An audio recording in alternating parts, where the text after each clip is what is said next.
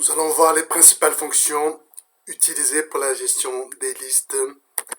Liste compréhension, un ensemble de collections ordonnées et modifiables qui peut contenir des doublons. On a ici la fonction range qui crée un objet itérable qui génère une suite de nombres entiers avec le paramètre 5, une suite de nombres de 0 à 4, x au carré. Donc on fait le carré de chaque valeur définie dans range de 5 et on stocke le tout dans une liste définie par les crochets, dont le résultat est défini ici.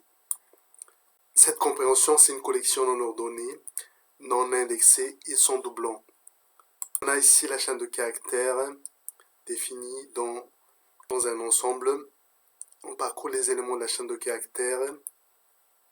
Si on affiche l'ensemble, on a une liste non ordonnée, non indexée et sans doublon. Comme vu ici, le B apparaît qu'une fois dans le résultat. Dictionnaire et compréhension. Dictionnaire, c'est la notion de clé-valeur. On a ici une liste d'entiers.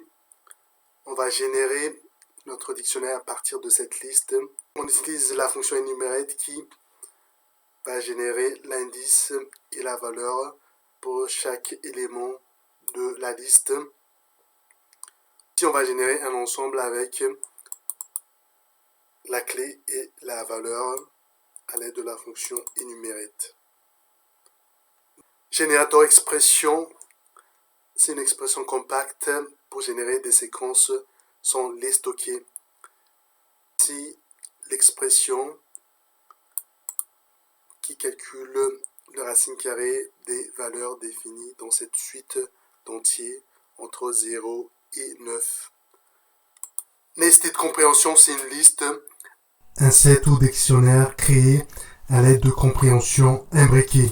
On a ici notre liste créée à partir de deux expressions.